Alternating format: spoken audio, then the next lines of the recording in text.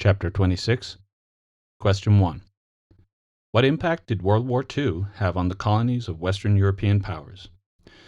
So, colonies outside of Europe had become increasingly restless in the years at the end of World War II and immediately after World War II, and particularly in the Pacific and Southeast Asian regions. Colonial powers were returning to areas that had previously been occupied by Japan, for example. And this Japanese occupation had in turn triggered, in many cases, a nationalist resistance movement. And now that nationalist resistance movement were now directing their anger towards the former colonial masters. A good example of this would be Vietnam. Ho Chi Minh had appeared at the Paris Peace Conference in 1919 to request independence for Vietnam, which was rejected by the French. Vietnam was then considered French Indochina. It was a colony of the French. Ho Chi Minh would continue to agitate for Vietnamese nationalist goals. With the outbreak of World War II, Ho Chi Minh acted again from a nationalist perspective against the Japanese. He received support from the Allies in that endeavor, but then, after World War II, the Vietnamese were denied independence. So Ho Chi Minh then turned his nationalist ire against the French and then against the Americans in the Vietnam War. It was clear that colonial control could only now be maintained with great difficulty and great cost. Most European powers wisely decided to let go of their colonies. France was slow to grant independence to its colonies. The devastation and death resulting from both the Algerian War and the Vietnam War are consequences of this reluctance to let go of their colonies. Generally speaking, though, decolonization went more smoothly, unfolding gradually over a period of about 30 years after World War II. In many cases, former colonies maintained close economic and cultural ties to their former colonizers. The process of decolonization went fairly smoothly. There were fewer armed conflicts of rebellion than you might have expected. This does not mean that once those colonies became independent states, that they didn't then face very serious challenges. Chapter 26, Question 2. What was it about how World War II ended that contributed to the beginning of the Cold War? Were there any pre-existing tensions that might have also been a factor? So meetings between the Allies towards the end of World War II only vaguely addressed what would be the post-war boundaries. The Soviet Union, in its advance towards Germany, had occupied territories that included Bulgaria, Czechoslovakia, East Germany, Hungary, Poland, and Romania. The Soviet Union would also expand its own borders at the expense of Poland. The Soviet refusal to leave Eastern Europe was the clear signal that any sort of East-West cooperation that had existed during World War II was rapidly deteriorating. Winston Churchill, leader of Britain during World War II, coined the phrase Iron Curtain to describe the authoritarian partitioning of Eastern Europe.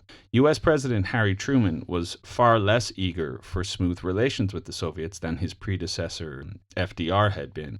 Harry Truman's Truman Doctrine, the policy that the U.S. would support any effort to stop the spread of communism, became the cornerstone of the overall policy of containment.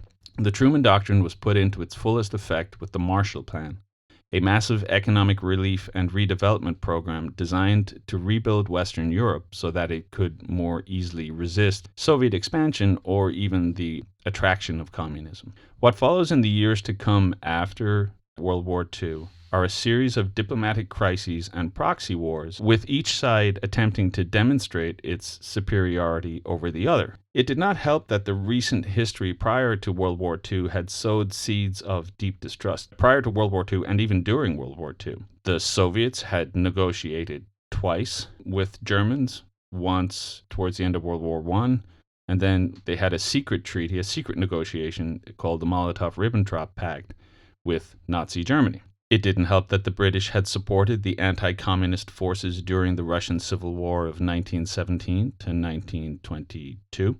And finally, Joseph Stalin had always resented how long it had taken the US to invade mainland Europe in World War II. Stalin saw the delay in a massive invasion of mainland Europe as an attempt to actually weaken the Soviet state, to cause it to lose its men and material for the benefit of the Western European powers. Chapter 26, Question 3. Why was the spread of democracy and the birth of the welfare state results of World War II? The defeat of fascism in World War II largely discredited the merits of right-wing nationalism. The resulting post-war political movements, therefore, embraced democratic institutions and moderate social reforms. New democratic states were established in France and Italy, and after the occupying forces of the French, British, and Americans withdrew, in West Germany also. Ultimately, the war made extremism just simply less attractive, and the influence of the Marshall Plan and other generalized feelings of goodwill towards the democratic liberators paved the way for liberal democracies throughout Europe. The deprivation in post-World War II Western Europe, the destruction of the war, the death, the disrupted economies, combined with the experience from the Great Depression immediately preceding World War II, and the greater experience of government planning and regulation that were necessary during the war, resulted in a much greater recognition that states can and must do more to ensure the basic standard of living for their citizens, in the form of food, housing, income security, and along with state pensions, universal health care, and public education. In theory, if the citizens of a country have a relatively high standard of living, then they would be less likely to opt for more extreme political forms such as communism or fascism. Chapter 26, Question 4. How did Germany's economic resurgence after World War II actually produce greater international cooperation? The growth and power of the German industrial economy was one of the contributing factors that led to both World War I and World War II. Boosted in large part by Marshall Plan reconstruction efforts, the German industrial economy again surged in the years after World War II, which, for a Europe that had been twice devastated by a highly industrialized Germany in the previous 30 years, this was cause for concern, potential cause for concern. So having learned the lessons of 75 years of nationalistic policies, the government of France, with this in mind, pursued a policy of greater economic cooperation with Germany as opposed to competition. Italy and the Benelux countries, Belgium, the Netherlands, and Luxembourg, also became involved in this zone of economic cooperation. In 1957, West Germany, France, Italy, Belgium, the Netherlands, and Luxembourg established the European Economic Community, a precursor to today's European Union. By fostering closer economic ties and avoiding nationalistic policies, European countries came to see that more could be gained through cooperation than through competition. You could think of it as peace through mutual self-interest. Chapter 26, Question 5. What was the Truman Doctrine? In 1947, U.S. President Harry Truman, in response to communist activities in Greece and Turkey, gave a speech in which he promised support for, quote, free peoples who are resisting subjugation by armed minorities or outside pressures. Essentially, the U.S. would lend its force to any anti-communist movements. The doctrine, importantly, did not aim to stamp out communism entirely. This was not an offensive doctrine. It was meant to stop the spread, or it was meant to contain communism. The Truman Doctrine leads directly to the policy of containment. The Marshall Plan was a direct outgrowth of the Truman Doctrine, and the Truman Doctrine resulted in material support in the form of the Marshall Plan, or a $400 million loan given to Turkey and Greece, and it also meant direct military intervention, such as in the case of the Korean War and the Vietnam War. Chapter 26, Question 6. What were the major real-world manifestations of the policy of containment? So first off, you have the creation of the Defense Department the Central Intelligence Agency, and the creation of Strategic Air Command, which was responsible for nuclear weapons. These were all deliberately designed to counter potential communist influence and expansion. The idea being that the US government had to be specifically organized with this very specific threat in mind. The Berlin airlift was another very obvious real-world manifestation of containment because it sought to relieve the pressure from the Soviet encirclement and encroachment of West Berlin. Another real-world manifestation would be the US/UN military response to communist expansion in Korea. The US defense spending budget increased from $13.5 billion to $50 billion in the years immediately after World War II. The US started to maintain large peacetime military forces. The US arranged and or led alliances such as NATO in Europe and other types of alliances with Pacific countries and Southeast Asian countries. The US became increasingly active and interventionist in Latin America as well, exemplified by the cases of Guatemala and Cuba. And finally, the Vietnam War was the last highly public act of containment, and it ultimately resulted in a communist victory and the withdrawal of US forces. Chapter 26, Question 7. What were the main goals of the USSR after World War II? The USSR had a desire to regain Tsarist boundaries previously ceded after the Russian withdrawal from World War I. There was a general Russian tradition of, imperial expansion that dates all the way back to the centuries immediately after the expulsion of the Mongols. There was a desire to have a say in European politics. The Russians had had a significant voice in European politics dating back to the Congress of Vienna after the Napoleonic Wars. So it wanted to maintain the prestige of having a say. The Russians definitely desired buffer zones. They wanted to set up buffer zones to prevent any repetition of the devastating German invasions that happened in both World War I and in World War II. The Soviets wanted to establish themselves as a world economic power. There was a continued emphasis on heavy industry and weapons manufacturing. And also the Soviets sought to develop strategic alliances both within the communist world and in the developing world. Chapter 26, Question 8. In what ways was the Cold War a reconfigured colonial era? While the traditional Western European colonial powers were relinquishing their direct administration of the colonies to the various independence movements, the Soviet Union was actually tightening its control over both its traditional Tsarist empire and its new zone of authority in Eastern Europe. And the Soviet Union also sought to expand its territory in the East at the expense of China. The Western democracies were fresh off a war against anti-democratic imperialist enemies in the form of Germany, Japan, and Italy. And they were to various degrees committed to a process of decolonization. The problem with this was, A, the Western economies needed to transition from an economy of empire to an economy of political independence without seeing their own economies diminished as a result.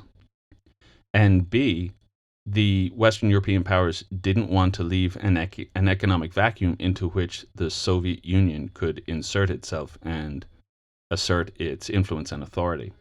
What follows is an era of economic imperialism, as previously imperial powers now established themselves as dominant economic powers, and newly independent states struggled to develop their economies beyond the colonial model of mostly agricultural and mineral exports. So, whereas the 19th century was characterized by political imperialism and the direct administration of colonies by Western European powers, and the second half of the 20th century and beyond was characterized by what you could call economic imperialism. The conflicting ambitions of the Western democracies and the communist world meant that the once colonial states were still being used/viewed as pawns by the greater powers. Chapter 26, Question 9. What was the significance of the Berlin Wall in both a literal and metaphorical sense. The impact of the Soviet occupation of Eastern Europe after World War II initially was positive, and this is certainly in contrast with the preceding century of empire, war, and economic catastrophe. Primary goal for Stalin, however, was to both expand Soviet territory and also enhance Soviet prestige.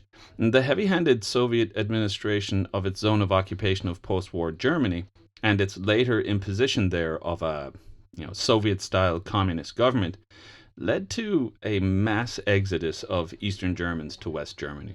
And as international prestige was the real currency of the Cold War, it was imperative that the Soviets stem the east to west migration, lest the world hold up the contrast of West Germany to East Germany as analogous to the contrast between Western democratic capitalism and Eastern communism. And so the Berlin Wall, which was at first made of barbed wire fences and barricades, but later it was a wall proper, encircled West Berlin, and the border between East Germany and West Germany was also tightened. East Germany would continue to be the worst advertisement for Soviet-style communism. And the wall represented a literal and metaphorical point of contrast between Western democratic capitalism and Soviet-style communism. And in the same way as its construction arguably represented the height of Cold War tension, so too did its dismantlement represent the beginning of the end for Eastern European and then Soviet communism. Chapter 26, Question 10. Why is it important to distinguish between Stalinism and communism? It is quite possible that the Soviet Union was never communist. Certainly, Marx would have scoffed at the idea that the world's foremost vehicle for communism would have been a mostly agrarian, economically underdeveloped feudal state. The political spirit of Soviet-style communism is Bolshevism, otherwise characterized as Marxist-Leninism. Lenin recognized the potential of communism as an engine of revolution and change in Russia. But he also couldn't avoid acknowledging the fact that Russia was nothing like the proto-industrial state that Marx believed would spawn the proletarian revolution. Lenin believed that the peasant class were not capable of achieving the necessary precondition to revolution that Marx labeled class consciousness. Lenin reasoned that an educated class of professional revolutionaries, an intelligentsia, would serve as a guiding hand for the socially unconscious Russian peasants. In practice, this meant that the authority of the party would be the means by which communism would be implemented and curated. But Lenin never saw Marxist-Leninism implemented during his lifetime. In the pre-revolution years, he spent much of his life, in political exile abroad. After the Bolshevik victory in the 1917 November Revolution, Lenin found himself in charge of a Soviet Union during the Russian Civil War of 1917 to 1923, during which a very specifically war-centric version of communism was the state and economic structure. After the Bolshevik victory in the 1917 November Revolution, Lenin found himself ruling during the Russian Civil War of 1917 to 1923, during which a very specifically war-centric version of communism was the state and economic structure. Lenin saw the obvious necessity of stabilizing and rejuvenating the Russian economy before embarking on an establishment of Marxist-Leninism proper. The result was the new economic policy that ran from 1921 to 1928. And this included elements of state control, but it also allowed great latitude for private ownership and free market capitalist activity.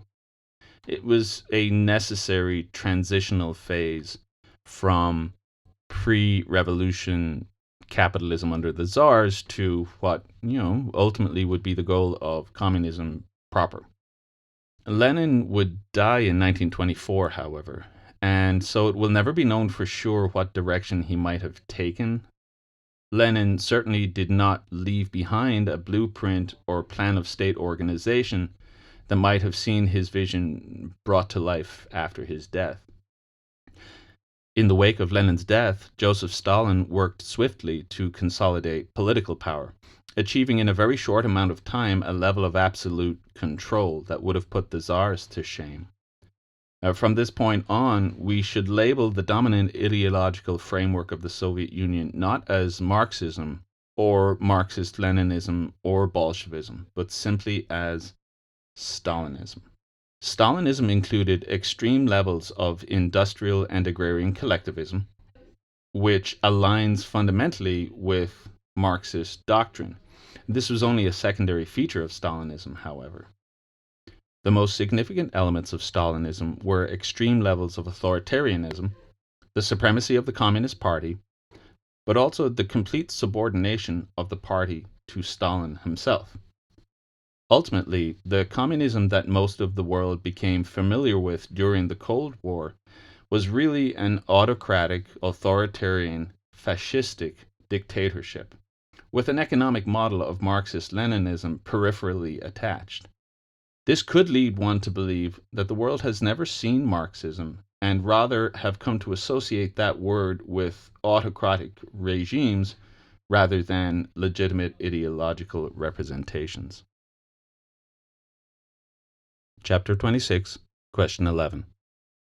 Why did the Soviet Union appear to be so successful into the 1980s? Why was its collapse not foreseen? Because the Cold War was a war of ideas as well as reality, image was almost, if not more, as influential as substance.